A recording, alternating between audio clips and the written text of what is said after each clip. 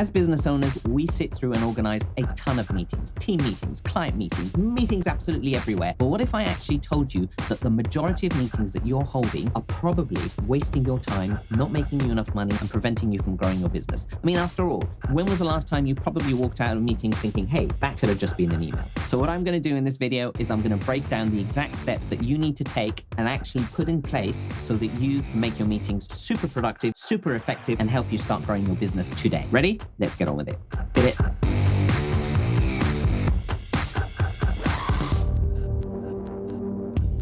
A recent survey showed that about 67% of all meetings are complete failures, and that costs the business industry around about $37 billion every single year. Now, I don't want you to be part of that statistic. So what we're going to do is we're going to break down 8 tips or rules of how to go about making our meetings as effective as possible. Ready? Let's start with number 1. The first rule is only have meetings when they're absolutely necessary. We live in a world where now we've got Loom videos. So if you want to drag everyone into a meeting and say, hey, this is what I want you to do, don't waste your time. Don't waste their time. Just record it on Loom. You've got Slack communications. There are tasks that you could set up inside project management tools like ClickUp, for example. So we don't always need to be inside meetings. And one of the things that you should be doing inside your business is figuring out the lines of communication and what happens where, so that always when you get inside a meeting, it's essential to have that meeting, and no other medium could have actually been a substitute for that. Even regular update meetings can sometimes just be solved by looking at the project management tool and seeing if the tasks are on schedule and are being completed on time, or if there's a delay. And then if there's a delay, you can make a decision on whether or not you want to have a meeting to figure out what the delay is for and how to resolve that. So before you plan out any meeting, ask yourself this very important question. Why? Why?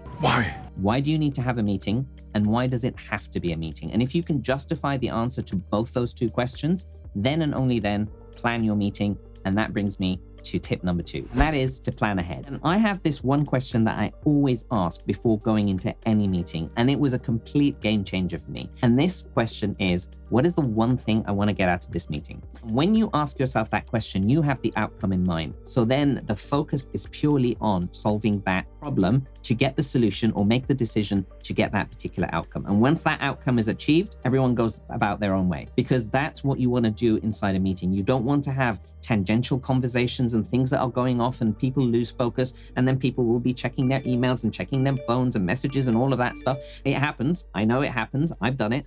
And I don't want to be in meetings like that, because that's really not what we want. So ask yourself this very important question. What is the one thing I want to get out of this meeting, so that we can really focus and solve that particular thing and get that outcome? And then when you do that, you begin to understand, all right, so if this is the outcome, then what kind of documents do we need to have planned before we go into that meeting? Are there any videos that we need to have? Do I need to send any kind of information beforehand to other people that are going to be in that meeting? This saves a lot of time, and having that outcome is really, really important. Having that outcome is really, really important. Having that outcome is really, really important. I can't stress that enough. Which brings me to my next point, and that is, who needs to be there? Only the absolutely essential, necessary people need to be in that meeting. And they need to bring something to the table. They need to come and speak. They need to contribute. If they are just going to come in and listen in and just get an update of what's going on, they don't need to be in that meeting. They can read the minutes later on, or watch a recording of the video, or somebody can just say, hey, you know what? We discussed this issue. This is the result. This is the outcome. We want you to do this. Can you do this, please? The end.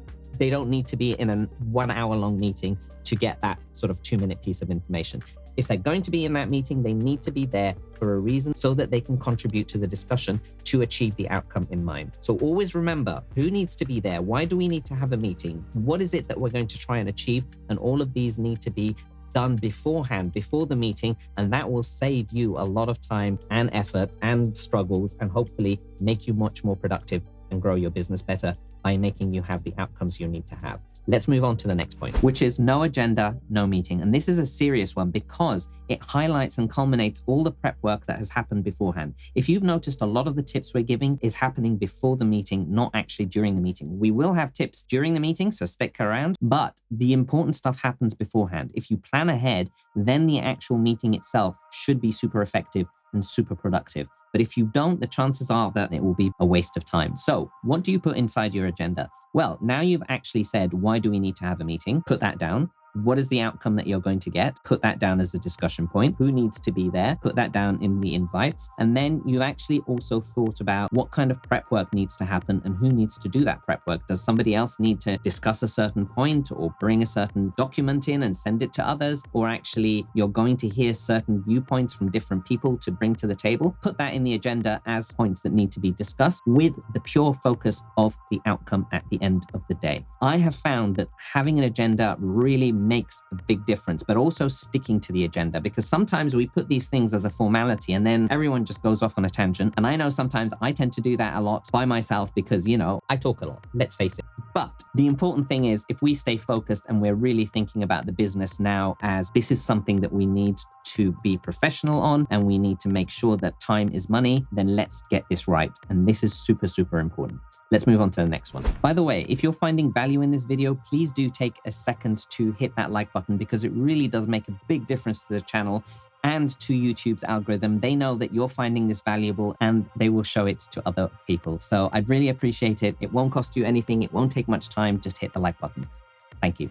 The next one is to have someone take minutes of the meeting. And yes, we've got Zoom calls nowadays and we've got automatic transcripts that happen once the call gets recorded. All of that's great and fantastic. But what I'm talking about specifically is have someone who's not running the meeting, because if you're running the meeting, you're focusing on making sure that you're getting everyone's voice heard, your opinions, you're making the decision, and your focus needs to be elsewhere. But somebody else needs to take the responsibility of making sure that they put down and record the most important things that come out of that meeting, be they action points, be they decisions that are made in terms of how to move forward, who does what, when they need to do it by, so on and so forth. So it's really important to make sure that you're documenting what happens inside the meeting. That's really, really important. The next one is really crucial to ensure the success of the meeting, and that responsibility will lie on what you do inside that meeting. And whilst your particular intention is to gain a particular outcome in that meeting or make a decision based on what you're listening, the other things that you should be doing is asking the right questions. And these questions are to identify what potential problems or obstacles might happen in the way of making sure that this particular decision or outcome or action point that you're going to do actually gets achieved. And what you should be doing is listening to your team. I'm listening.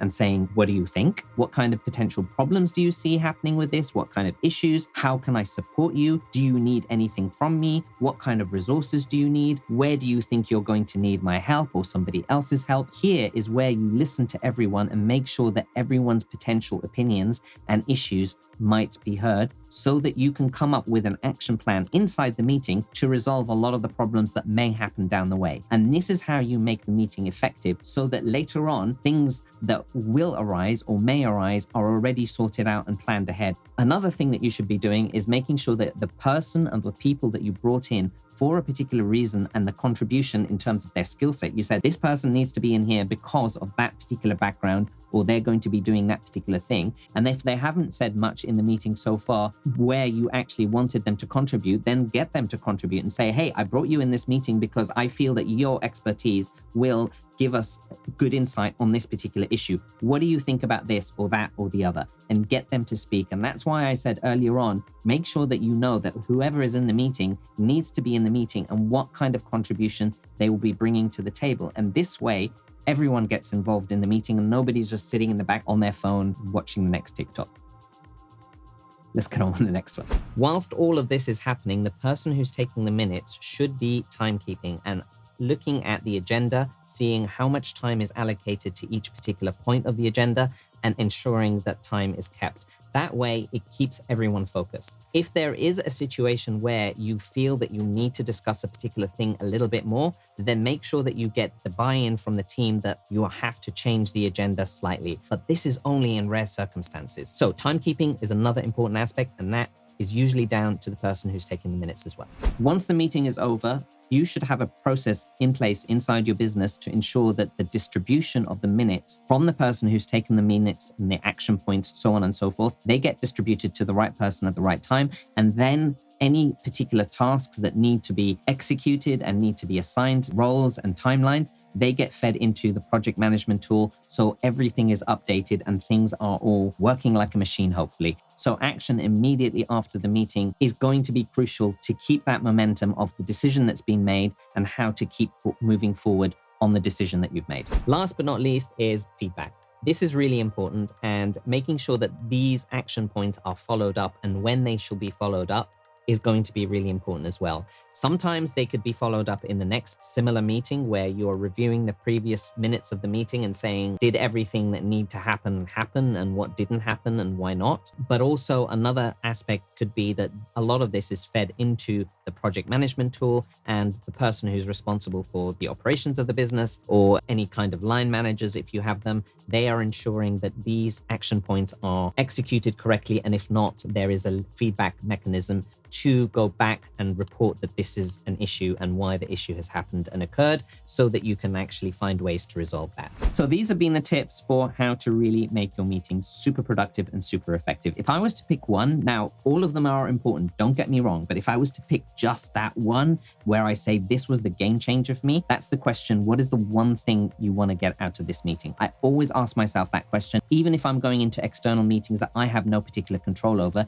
It keeps me focused and it keeps me on point in terms of what I want to achieve out of that particular meeting. I hope that's been useful for you. This is what YouTube thinks you should watch next, and judging by their algorithm, I think they know a lot more about us than we rather want to admit, but I think these are going to be useful for you. So I'll see you on the other side.